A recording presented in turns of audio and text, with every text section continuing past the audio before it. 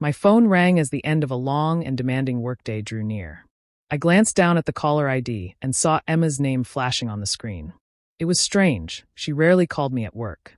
Despite being overwhelmed with deadlines, I answered, hoping she just wanted to check in or chat like we used to. But something felt off. The warmth in her voice was gone. Instead, there was a chilling steadiness that sent a shiver down my spine. "David," she said, her tone unnervingly calm. My heart skipped a beat. "I feel that it's time for us to stop this. I want a divorce." I froze for a moment, struggling to process what she had just said. Divorce?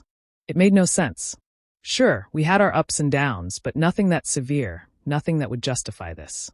I stumbled over my words. "Emma, what's going on?" Her voice remained detached, emotionless.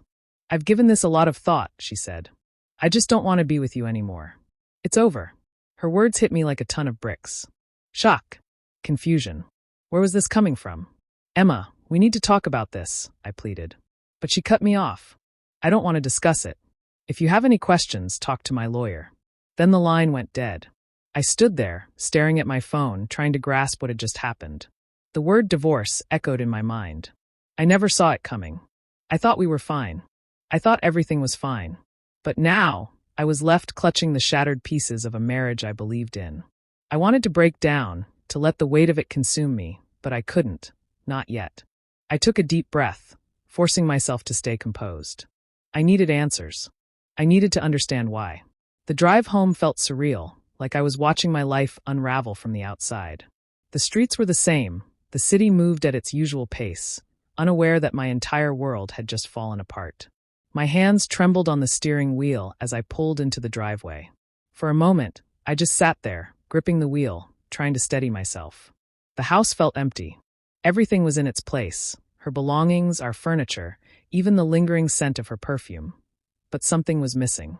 The warmth, the life, the sense of home. I moved through the motions on autopilot, my mind stuck in that last conversation. I sat down on the couch, staring at the photos on the wall, our wedding picture, a candid shot of us laughing, a vacation photo from Italy. Had it all been a lie? I ran a hand through my hair and exhaled sharply. What went wrong? Why hadn't she talked to me? I thought about calling her again, demanding answers, but I knew she wouldn't pick up. She had decided this wasn't a discussion. It was a statement. Had I missed the signs? Had she been planning this for weeks, months? I leaned forward, resting my elbows on my knees. My mind spun with 1,000 unanswered questions. Emma had made her choice without me, but I still had one choice left. I could let this break me, or I could face it head on. My phone sat on the table, taunting me. I picked it up, scrolling through my contacts until I found the name Henry Clark, her lawyer.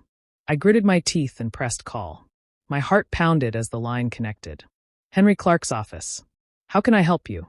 I took a deep breath, steadying my voice. "My name is David Lopez.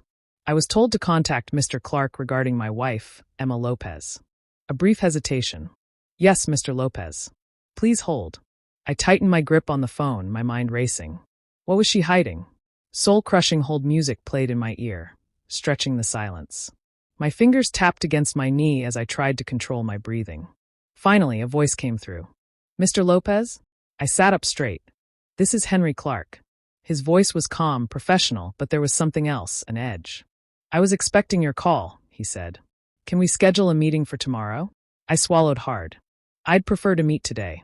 "I'm afraid that won't be possible," he said, his tone firm. 10 o'clock tomorrow morning. My office. Just like that, the conversation was over. No explanations, no reasoning, just like Emma's call.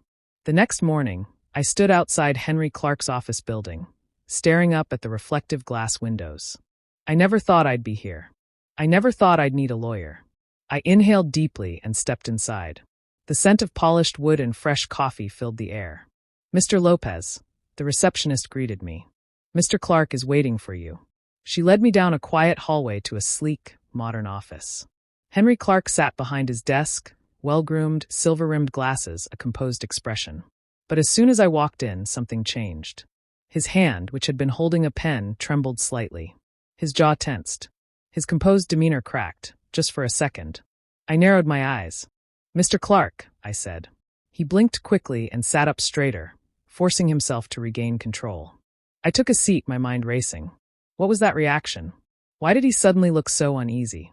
He cleared his throat, adjusting his glasses. I'm assuming Emma told you about the proceedings. I barely nodded.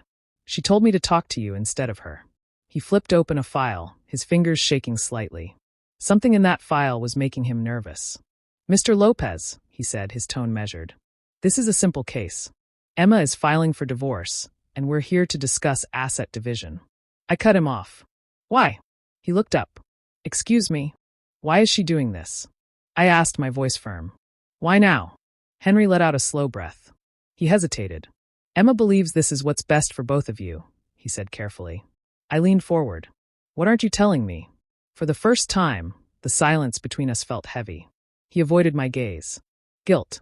Something was wrong. I didn't move. I just watched him. Henry shuffled in his chair. His fingers tapped against the file. His body language screamed hesitation. I spoke again, my voice low. Mr. Clark, I asked you a simple question. Why is my wife divorcing me? His lips pressed into a thin line. He exhaled slowly, took off his glasses, and placed them beside the paperwork. Mr. Lopez, he started cautiously. My heart pounded. There's something you should know. A pause. Then, carefully choosing his words, he said, There's been a recent change in your financial situation. I frowned. What are you talking about? He hesitated again, then finally flipped a few pages and pushed a document toward me. I glanced down. It was an official financial statement. And then I saw the number. $113,000. My mind went blank. What is this? I asked, my voice barely above a whisper. Henry clasped his hands together. It's your inheritance. I felt my stomach drop. A distant relative, a great uncle I barely knew. And then it hit me. Emma had known about this before I did. She had filed for divorce the moment the legal documents were finalized. And just like that, I knew this wasn't about love. This was about money.